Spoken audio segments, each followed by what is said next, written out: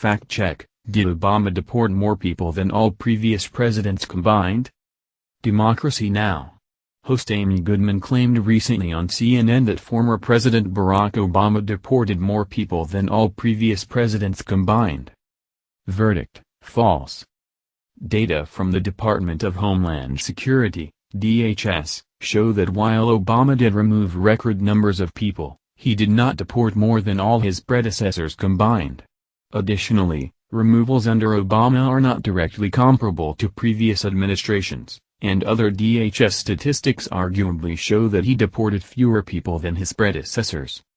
Fact check: when most reports reference Obama's record deportation numbers or dub him the deporter-in-chief, they're referring to the number of removal orders issued. While Goodman is right that Obama deported record numbers of people using removal orders, she goes too far with her claim. President Obama deported more people than all presidents before him combined, she said on reliable sources. Removal data from DHS going back to fiscal year 1892 show that while Obama did issue far more removal orders than his predecessors, 3.1 million removals from FY 2009 to FY 2016, it is still less than the 4.6 million issued before Obama took office. The numbers attributed to each president in the graph above are approximate. Because each fiscal year starts on October 1 and ends on September 30, and each presidency starts on January 20, some fiscal years cover two presidencies. For example, FY 2009 started October 1, 2008, but Obama took office January 20, 2009. Data for FY 2017, which started October 1, 2016 while Obama was still in office, is not yet available.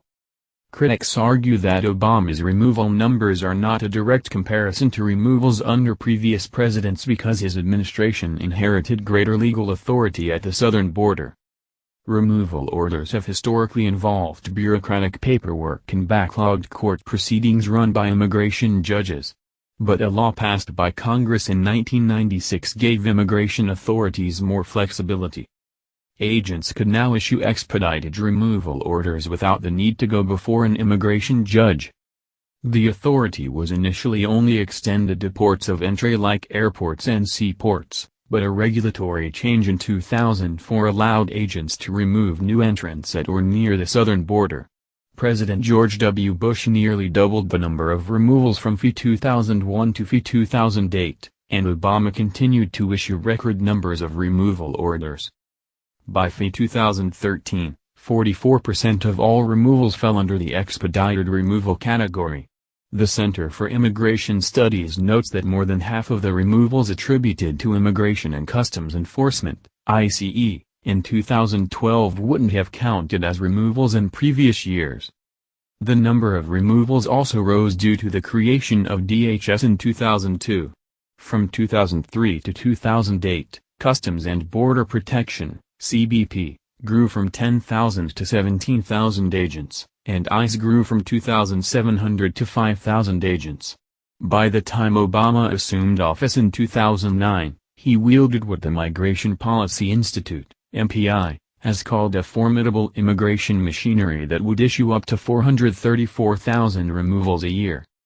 But critics of Obama argue that removal orders paint an incomplete picture of immigration enforcement. Before expedited removals became a popular tool for enforcement, immigration authorities would rely on a less formal method of deportation called a return, formerly known as a voluntary departure.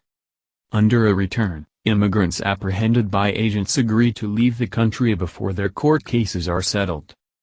Due to the high volume of border crossers that began in the 1970s and the bureaucratic process of formally removing someone from the country, returns were the primary way in which the government enforced immigration law for many decades. And illegal immigrants had an incentive to comply. Waiting for a formal removal comes with harsher legal consequences if an immigrant attempts to re-enter the country at a later date. Some argue that deportation should refer not only to formal removals, but also those classified as returns because both are the result of people leaving the country after being apprehended by immigration enforcement. The number of returns has declined drastically since 2000 as fewer illegal immigrants attempt to cross the southern border. So while the number of removals grew under Obama, critics will point out that the overall number of deportations, removals and returns combined, fell to its lowest level in decades under his watch. Randy Capps, Director of Research for U.S. Programs at the MPI, says it's worth noting that despite the focus on border apprehensions, removals within the interior of the country were still very high during the Obama administration. The important thing is that during that first term, all 4 years, there were more than 200,000 interior deportations. And those were record high numbers, Capps told the Daily Caller News Foundation. Data shows that the majority of removals processed by ICE from FY 2008 to FY 2011 were interior removals rather than removals conducted near the border.